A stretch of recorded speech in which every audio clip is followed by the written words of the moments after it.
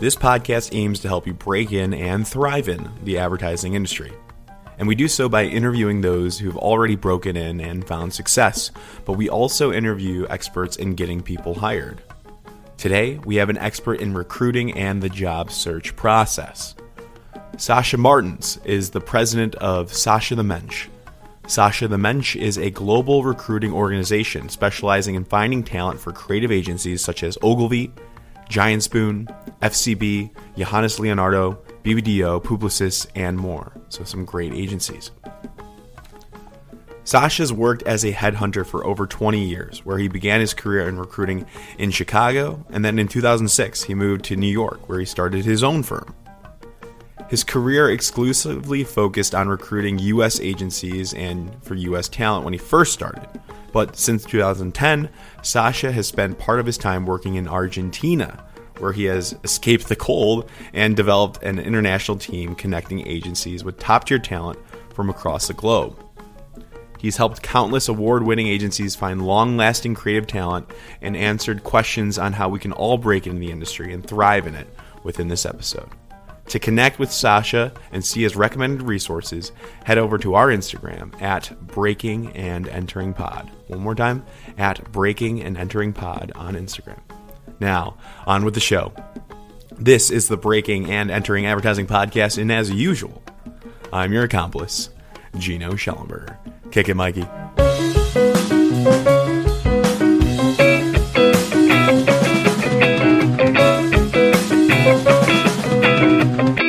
All right, ladies and gentlemen, we have Sasha Martens on this episode of the Breaking and Entering Advertising Podcast. Sasha, how you doing today?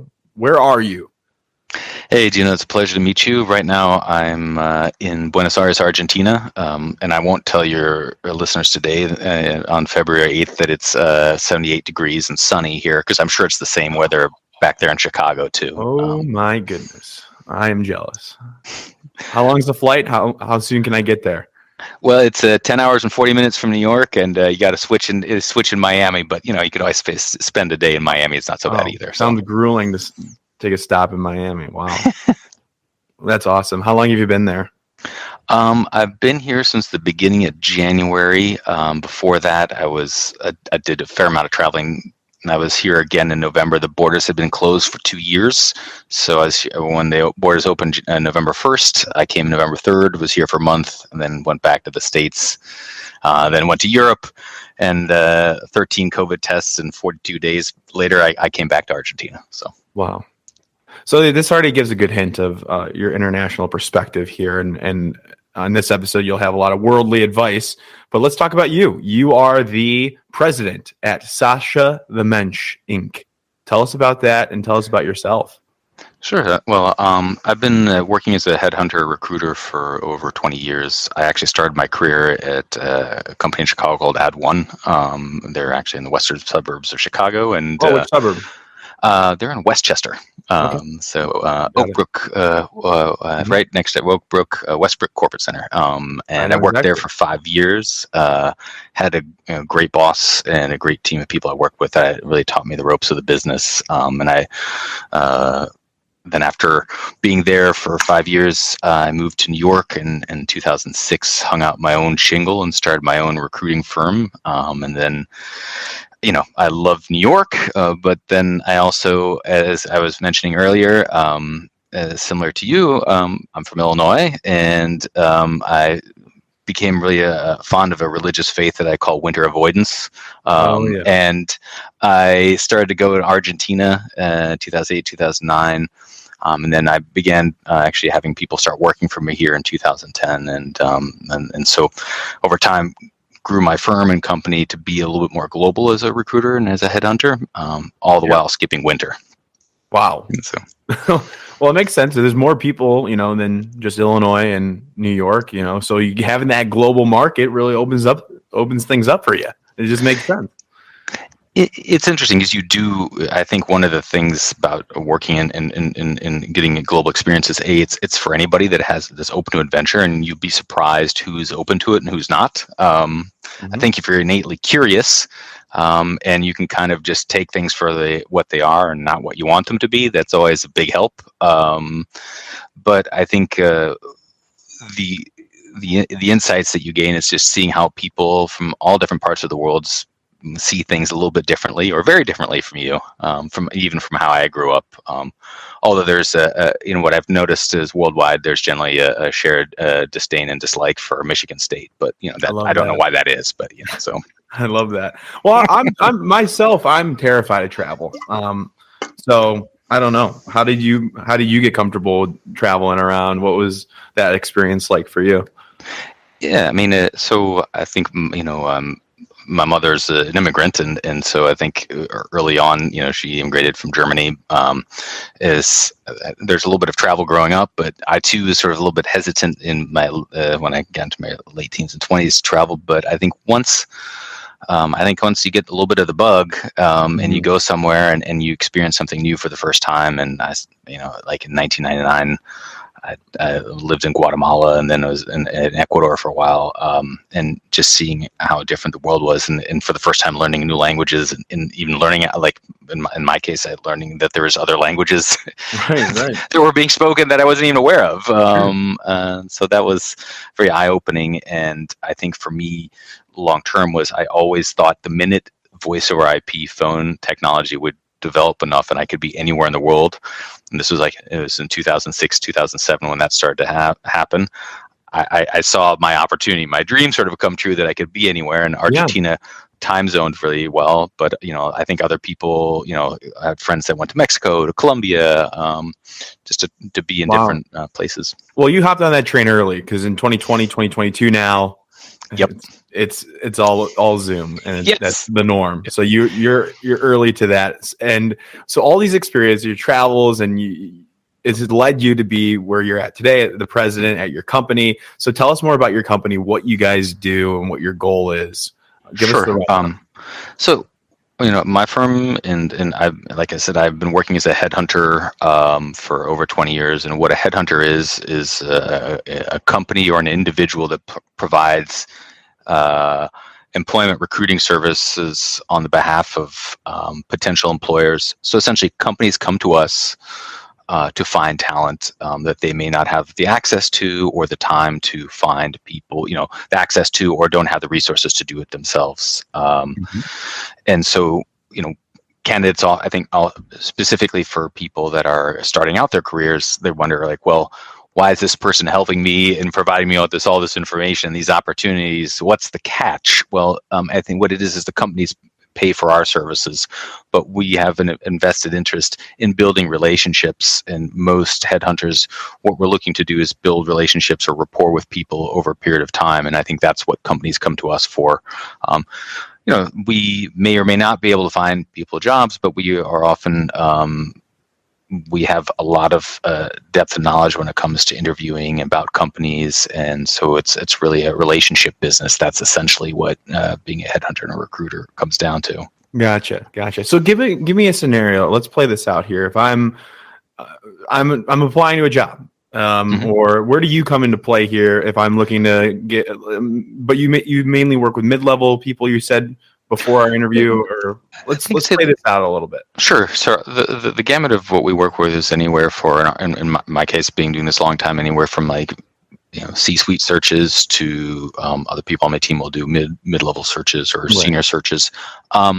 It runs the gamut, but for people that would be graduating, typically we don't usually do that many sort of, I would say junior level positions or fresh out of school positions. That said, we are often open to giving advice or suggestions, whether it's portfolio reviews, or sometimes people will reach out to me and I can give a few tips or suggestions on what to think about, or directions they can go on. You're the expert. I mean, I think when it comes to interviewing and preparing for interviews and seeing what companies may want, and mistakes to avoid, tips and suggestions on what to prepare for an interview. I think that. We're going to get into those. And I'm sure you have some examples written down. Yeah. But towards we'll eventually ask the question of what advice do you have for those people. So save those. But sure. But what's the process look like? for that mid-level role, let's say, because we do have mid-level listeners. Yeah. So I'd say like a great example. Let's say a firm may come to me, and I'm just going to use it. Maybe it's a firm that's in Minnesota, and they may say, "Hey, we are currently searching for a 3 to 5 year copywriter, and we want somebody that has a very strong business-to-business background, experience on these types of brands." And they've done searches within their marketplace, or maybe that person isn't there in Minneapolis. They may come to us and say, "Hey, Sasha, we are currently looking for somebody with this much experience, and who would you potentially have people that would fit that sort of profile?" And we might say, yes, we do, or we might say that might be outside of our purview. But if we do take on the assignment, then what we'll do is we will generally go out and look for candidates that sort of match what we understand that they're looking for. Yeah, and then present them and have, also our clients will sometimes come to us too, especially in the current environment we're in, saying, "Hey, this is what we have for compensation. What do you see?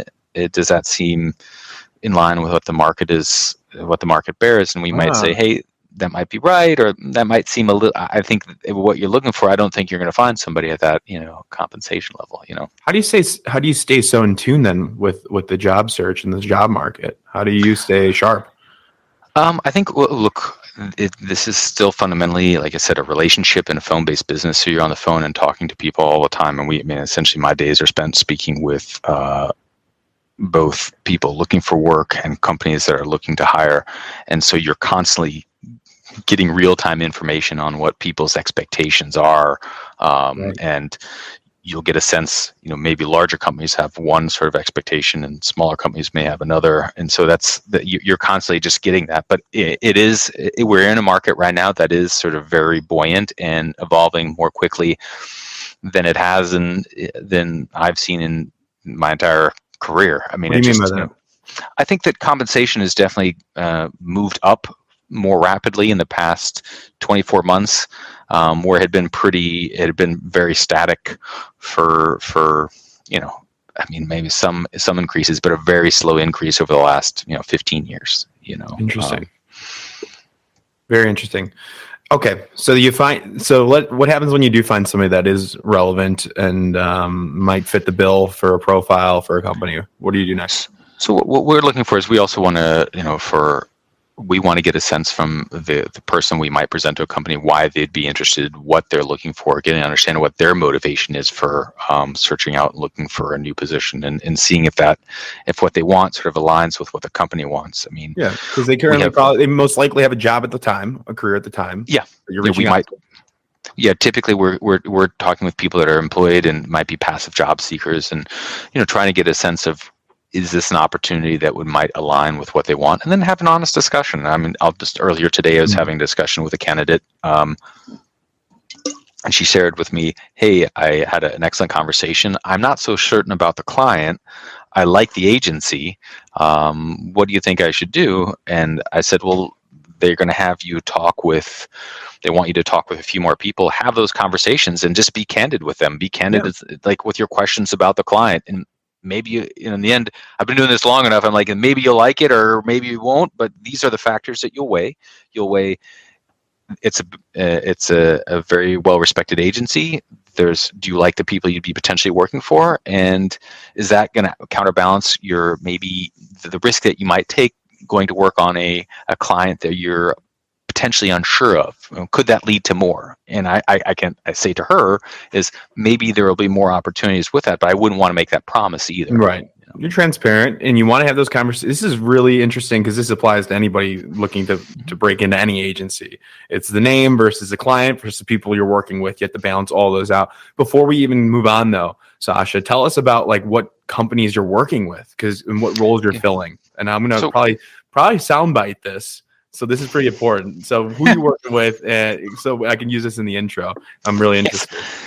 So, I mean, we've worked, I think it might be easier to say sometimes who we have worked with in the past, we've worked with, I think one of the agencies we've worked with, Ogilvy, both Ogilvy Dubai, Ogilvy London, Ogilvy Belgium, Ogilvy, New York. Publicis, Italy has been a longstanding client of ours. Yep. BBDO as well too. We've worked, I think, also with on the marketing side with Rivalry Esports. It's a new esports gaming company. Cool. So it's David in Miami is another client that we worked with over the years as well too. And so in the case of my company, the gamut of where we've worked is everywhere from Singapore, Shanghai, Dubai, Düsseldorf, Germany, Hamburg, Germany, Lincoln, Nebraska, nice. Montreal, Canada. So it's a pretty wide. And what are the roles you usually are filling for these agencies? So I think we've anything from chief creative officer, president, as well as creative director teams, mid-level designers, senior designers. So it's senior art directors. So it's a pretty wide gamut of people. So. Right, and that's so important just to get those bearings down. And so if you know how to find the people that are capable of being presidents and how to train them and their styles, then you'll probably have pretty good advice for those looking at just an entry level role or associate level roles. One piece of advice I'd give is what I've noticed over the years is the people that solicit the most questions or ask the most of me are those that are most experienced. They will just try to absorb as much information out of me as possible, and that's one of the things I've picked up over time. That makes sense. Interesting. What are they asking you? What are some of those details that they're curious about that we should be curious about? Yeah, I think I think some people have a knack for that. I would like to say I was that way all the time, but I think it's just a natural curiosity and knowing, hey, Gino, you run a podcast. Well, tell me. That's interesting. Can you tell me a little bit more about what goes into running a podcast? How do you set that up? What are some of the challenges with it? They understand that you have an expertise in something. In my case, it might be, in my case, it is sort of comes to what you could do to prepare for opportunities. What do I see in the marketplace at an executive level? What are companies asking for? What my insight may be with one of the clients we're working with closely. Right. Yeah. Interesting. Yeah. You have to be innately curious, right? Yes. In these processes. And that just helps you and make a better decision because you don't want to rush into anything. The best question you can always ask is that's if somebody makes a statement, it's that's interesting. Can you tell me more about that? Can you share with me more information? So. Exactly. So you've helped place, anywhere from mid-level to senior, C-suite at some of the best agencies that I've heard. You said just some of the best ones out there right now. But the international scope you have, tell us more about that and how students can be looking and should be looking for those international markets. Because we have a couple episodes recently or on schedule to post that are a little bit more international, but I've been lacking on this podcast. Tell us about your experience and, how they should focus on that. I think it's one of those things. Look, I'm from Illinois as well too, and I think it's just and also I think being in the United States, we're just a massive country with 330 million people. It's not always natural for us to look externally. Whereas if you come from, if I just using an example of like a Portugal or a Sweden, there's more. You might have a more natural external look. Right. Because of this, you're just more aware in that sense. So I think what if you're young and you're starting your career, people say, "Oh, I kind of want to establish myself first in the U.S. before I, move out." It's like there's an element of truth that maybe you want to stay 1 or 2 years. It's also sometimes a little harder to get work when you're very junior. But I think the big thing is what I notice for people that have wound up working in places like Europe or Southeast Asia, or they've gone to Dubai, is that a lot of times it's the same agencies that you might see here, but there are far fewer people that you're competing against. So when maybe you go to a BBDO Germany, there's going to be more asked of you, but you might also get a lot more shots and opportunities. Interestingly, and sort of a false assumption that's often made is well, I'm an English-speaking copywriter. What's that going to do for me? Well, I think in a lot of ways, the best position as a junior, if you want to work overseas, is being a writer, because if you go to a global marketplace, let's say like a Paris or Hamburg, Germany, or even Dubai, which is English speaking predominantly, but if you're grammatically fluent in English, that it has real advantage, because you're going to get opportunities sometimes on briefs because you're an English writer. If there's global pieces of business coming in, that it might open more doors for you more quickly. I never thought about that. I've always been so intimidated to even look at those different markets. But so you're saying there's an advantage, there's potential advantage if you're an English speaker in these foreign markets. I'd say, like, particularly, yes, there's a potential if you're an English, especially if you're an English speaking writer, because hey, sometimes they might need some. Maybe you're working in Paris, and a brief comes in for L'Oreal, and it's going to be a global campaign. Well, they might need somebody to write that for you in English. Some of that, the pitch deck might need to be in English, or the amount of times I've placed people overseas, and all of a sudden I'm like, hey, I recognize that voiceover. It's where you might come in handy for other things too. There's at least 3 cases I know where I've heard case studies of people whose voice I know that were creatives working overseas. So that, and also I think you can gain a different perspective, and you can see the way maybe people internationally may view work and creativity a little different, and I think that's something. And Dubai is a marketplace. I'm not saying it's for everyone, but it's you're if you go to an agency, let's say in Dubai, you're going to probably have 27 different nationalities that are in there, from anywhere from South Africa, the U.S., the Seychelles, India. You're going to have just a very large mix of people, and that can be, being exposed to a lot of different fun people can be a lot of fun too. Absolutely. And you learn a lot more. Yeah.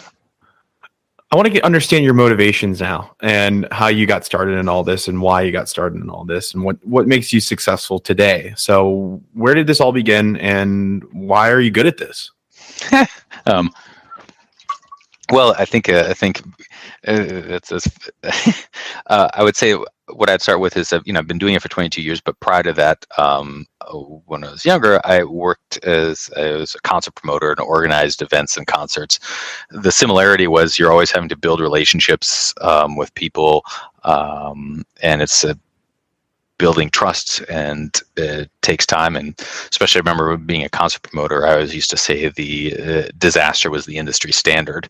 And I was young. I learned a lot. Made a lot of mistakes, but I managed to make it through. And I felt when one day I wound up having a random conversation with somebody that was in a band, and then he explained to me what a headhunter did, and I'm like, similar to what I do, but a little less chaotic. That might be appealing. So a few years later, I looked to go into that, because I felt I was always good on talking to people on the phone. And I think what might be a little bit of a driver is that I think always a little healthy level of paranoia. It's always good. You're like, so that kind of is always fosters a bit of motivation. And then I think a little bit, growing up as somebody where school is not as easy, being dyslexic, I think you have to have a lot of work ethic just to try to get anything done. Sure. Except when you find what you're good at, then all of a sudden you still have that sort of paranoid work ethic that you're kind of going at with all the time. But it's a little bit easier to you. You just don't totally realize that. How can you have that paranoid work ethic if you're the boss? Oh, because I might be the boss, but the boss is pretty hard on himself all the time. You're just always kind of like, oh my God, what could go wrong? You're always thinking.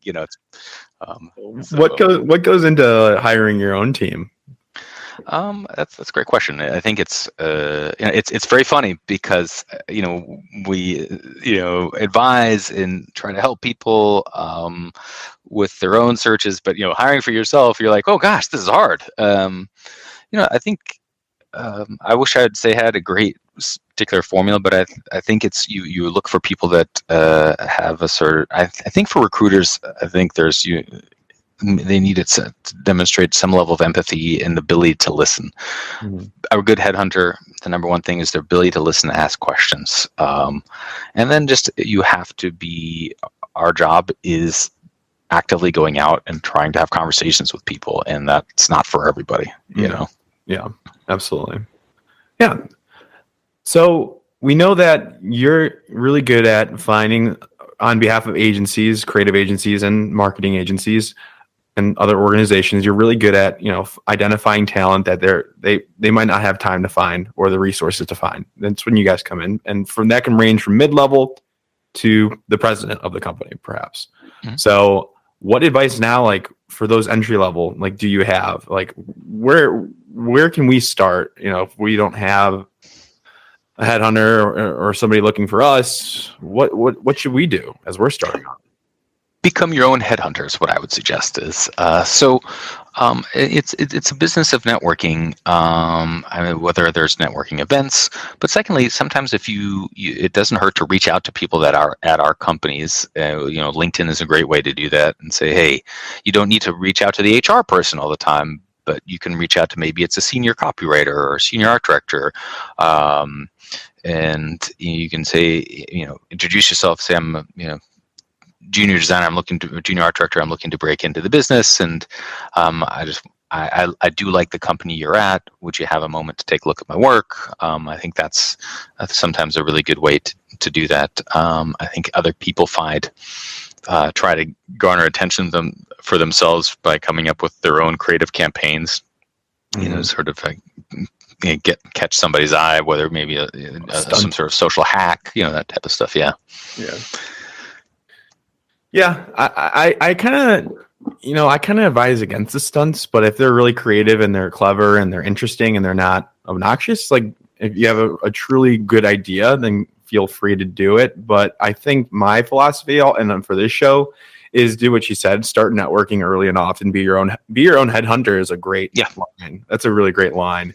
And your work, if you're going into a creative role, whether you're a copywriter, art director, or even strategist, your work should pretty much speak for yourself at some point. The networking is important, but that work that you're doing should help you out pretty much.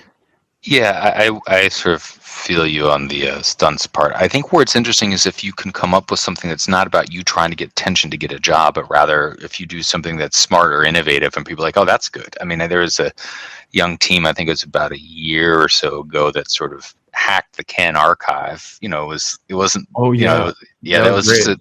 Yeah, it was like, that's smart. I mean, it was just smart. It wasn't them like trying to get us a job, but it's like they did it. They PR'd it a bit, and that was a really good move.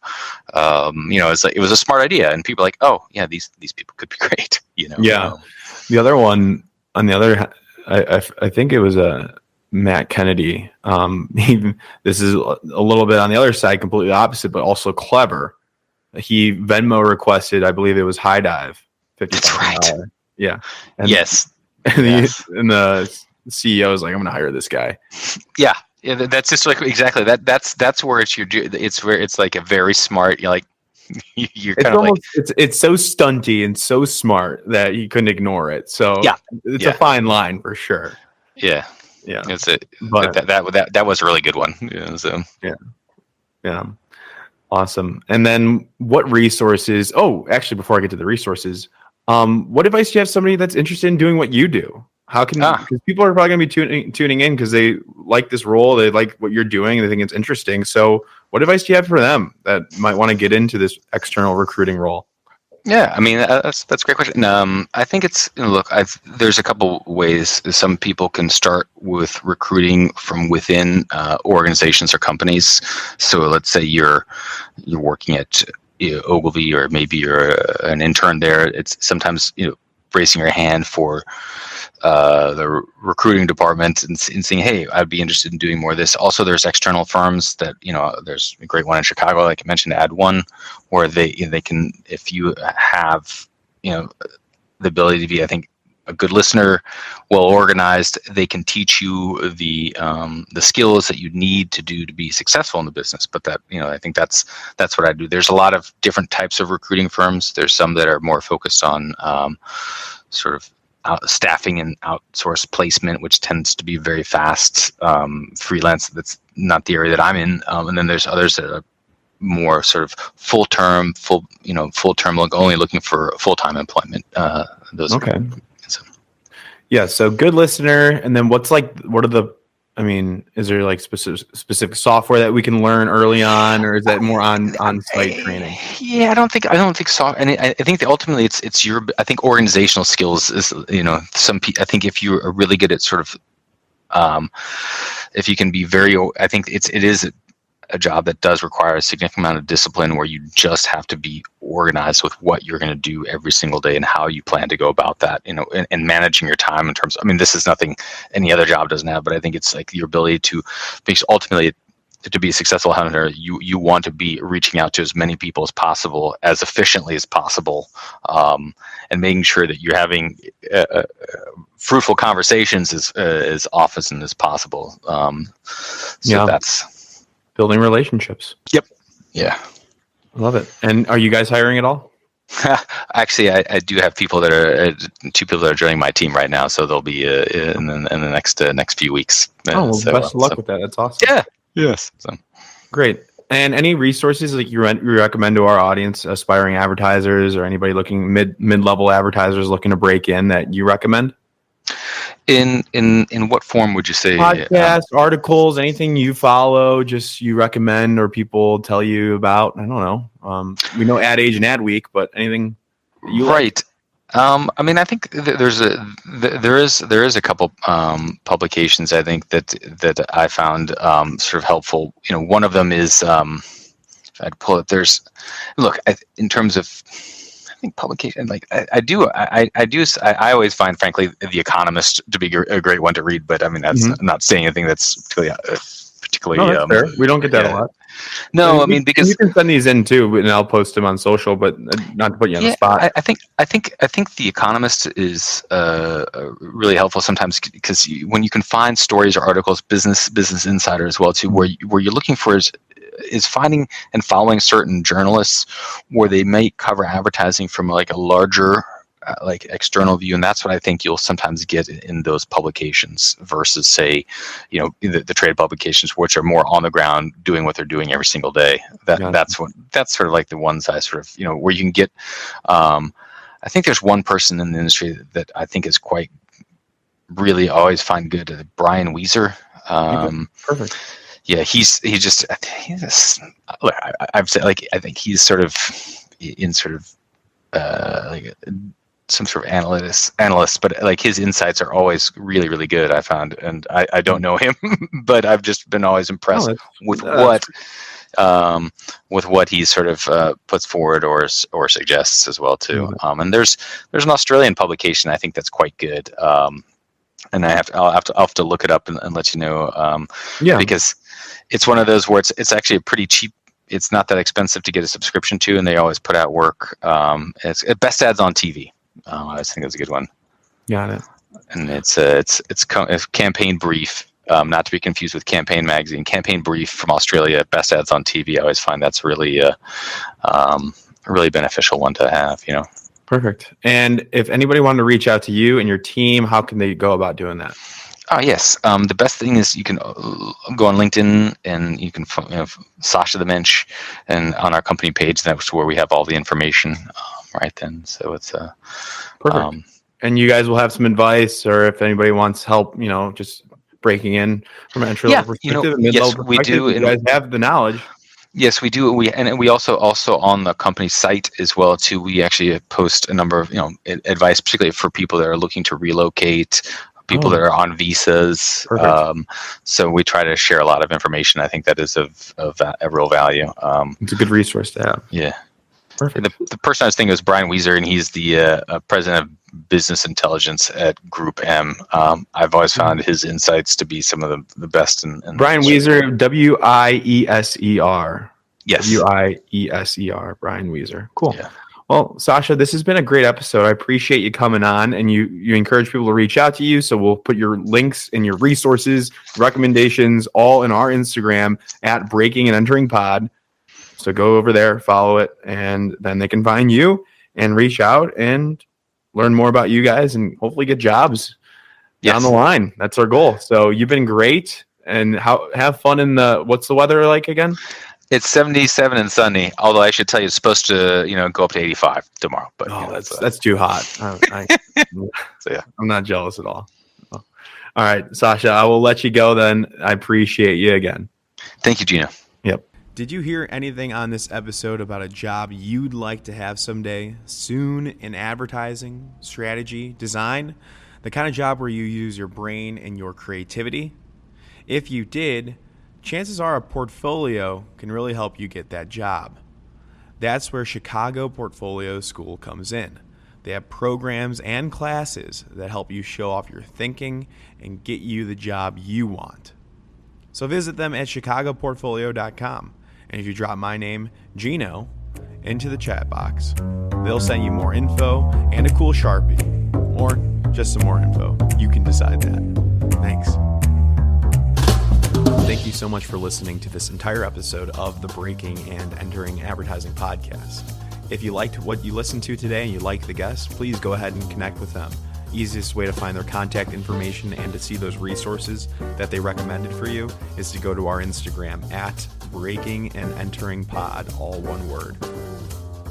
And for some quick thank yous for making this show possible, the first one is the company Shure. It's a microphone company, SHURE. They provided the microphone that you're listening to right now.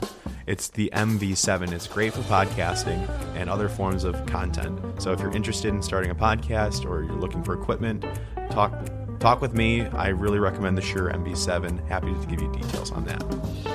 And I would also like to thank my two guys, Mikey Malarkey, who's our audio engineer, does it every week. He's the Let's Kick It in the beginning. Thank you to Mikey. And, of course, thank you to Buchun Zhang, our creative director. Buchun is responsible, amazing visuals on our Instagram, so thank you, Buchun. And thank you all once more for listening. We will see you next week. Thank you for tuning in to Breaking and Entering. We want to be transparent with our valued listeners, so we'd like to disclose that this episode was made possible through a paid collaboration. The funds from this collaboration were used to produce this episode and contribute to the growth and enhancement of our show. At Breaking and Entering, we are committed to delivering high-quality content that informs, entertains, and engages our audience. We carefully select our partners to ensure that any sponsored or paid content aligns with the values and interests of our listeners. Rest assured that while this episode is a result of a paid collaboration, our opinions and creative control over the content remain independent and, of course, authentic. We prioritize providing valuable insights and experiences to our audience regardless of any paid partnerships. And we greatly appreciate the support of our sponsors and partners as they play a vital role in helping us bring content to your ears.